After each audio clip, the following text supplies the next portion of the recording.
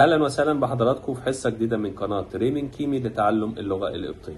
اتكلمنا المره اللي فاتت ازاي وصلت لينا اللغه القبطيه في شكلها الحالي.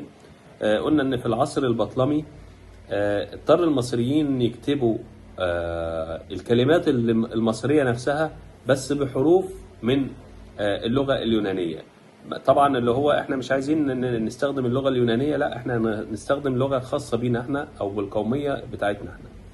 فالمصريين خدوا او بدأت بافراد او مجموعات خدوا 24 حرف من الحروف اليونانيه من اول الالفا لغايه الاوميجا، وضاف عليهم 7 حروف من اصل ديموتيقي اللي هم الشاي، الفاي، الخاي، الهوري، الجنجا، التشيما، التي.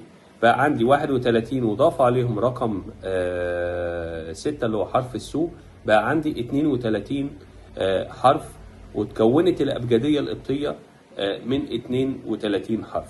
احنا دلوقتي هنبدأ ندرس الحروف اللي من أصل ديموتيقي اللي هم السبعة الأخارة اللي هم في آخر الأبجدية القبطية اللي هم الشاي، الفاي، الخاي، الهوري، الجنجا، التشيما، التي. هنلاحظ طبعا ان اي كلمة او معظم الكلمات اللي فيها حروف من اصل ديموتيقي هي كلمات قبطية صرف، مش واخدينها حتى من اليونان ولا ضايفين عليها ولا الكلام ده كله.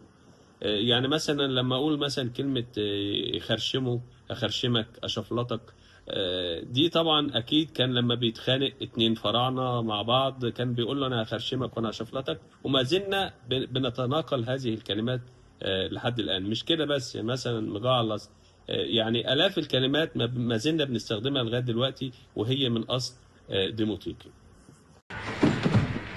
اعمل نفسك ميت، اعمل نفسك ميت.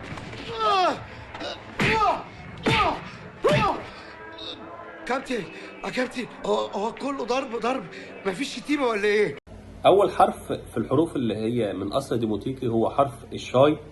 حرف الشاي من اسمه كده بننطقه شين دايما، وهي معظم الحروف اللي من اصل ديموتيقي لها نطق موحد باستثناء الجنجة. حرف الشاي بننطقه شين دايما. يعني عندنا امثله مثلا لما بنقول شبوره بالقبطي معناها شبري. طبعا مع الوقت الكلمات طبعا يعني بتختلف معناها شويه او بيختلف نطقها شويه. عندي مثلا كلمه شبوره شبري. عندي مثلا الشحم بالقبطي شهم.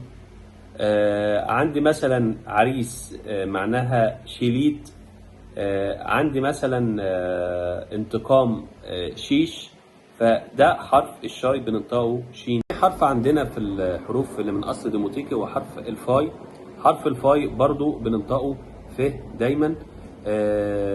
ده غير حرف الفي اللي من اصل يوناني برضو بننطقه ف. طيب ناخد امثله على حرف الفاي. عندي مثلا فاس بنقولها فوسي، فاس فوسي. عندي مثلا حلوى فخري. عندي فوطة فوتيه. عندي مثلا حية افهو اللي هي افع يعني افهو. دودة يعني فنت.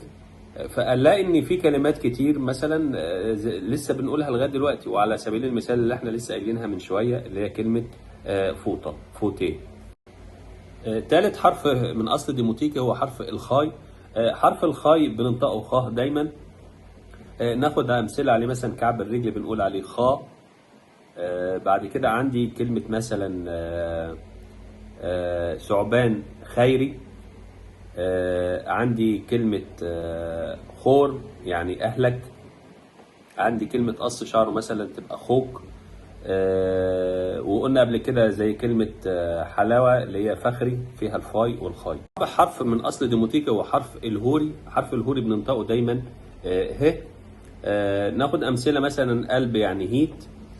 عندي مثلا لما أقول علامة تعجب أقول هي، يعني حتى لغاية دلوقتي بنقولها. عندي هيلي معناها رعب أو خوف. عندي مثلا طيور معناها هالاتي يعني طيور. آلاف الكلمات طبعا من أصل قبطي ما زلنا نستخدمها لغاية دلوقتي، حتى نقدر نقول حتى لغة العربجية، يعني لما يقول لك شي، ها، هيس، كل دي كلمات من أصل قبطي. ما تقول يا ابني ايه الكلمة؟ ما هي دي الكلمة اللي ما احناش عارفين نكتبها من الصبح. انا في عرض المجمع اللغوي. لغة ايه دي يا اخوي؟ لغة حمار يا معلم حنفي. اما انا في حتة موقع